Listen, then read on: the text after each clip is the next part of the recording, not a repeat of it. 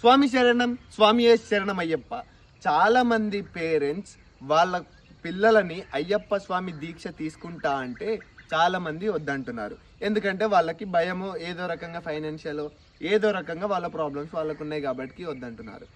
కానీ ముఖ్యంగా చెప్తున్నాను, మీరు ఖచ్చితంగా రిగ్రెట్ ఫీల్ అవుతారు స్వామి. ముఖ్యంగా అమ్మాయిల విషయంలో ఆ స్వామి చిన్న ఉన్నప్పుడు మాత్రమే ఎలిజిబుల్ స్వామి అయ్యప్ప స్వామి దీక్ష తీసుకోవడానికి. అప్పుడు కనుక ఆ స్వామి తీసుకోలేదనుకో, ఒకవేళ ఇంట్రెస్ట్ ఉన్నప్పుడు మీరు కాదని ఆ స్వామిని అప్పుడు తీసుకొనివ్వలేదనుకో, ఆ స్వామి 60 years వరకు వెయిట్ చేయాల్సిందే. ఆ స్వామి ఎంత బాధపడుతుంది తెలుసా? సర్టెన్ ఒక 20 ఏజ్ అట్లా రాగానే ఎంత బాధపడుతుంది అంటే ప్రతిరోజు అయ్యప్ప స్వామి గురించి ఏడుస్తుంది.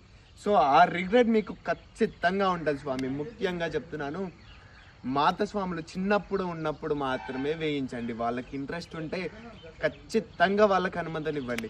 కాకపోతే నవంబర్, డిసెంబర్, జనవరి ఈ 3 monthsని అవాయిడ్ చేసి మిగతా టైంలో అయ్యప్ప స్వామి దీక్షని తీసుకోమని చెప్పండి. ఏప్రిల్లో కూడా తీసుకోవచ్చు. ఒక మాత స్వామి ఎంత ఘోరంగా ఏడుస్తున్నదంటే మామూలుగా ఏడవట్లేదు. అయ్యప్ప స్వామి దీక్ష నేను తీసుకోలేను, అయ్యప్ప స్వామిని నేను చూడలేదని ఆ స్వామి ఏడుస్తుంటే నాకు బాధ అనిపిస్తుంది.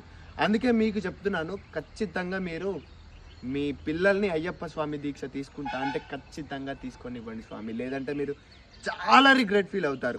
స్వామి శరణం, స్వామియే శరణం అయ్యప్ప.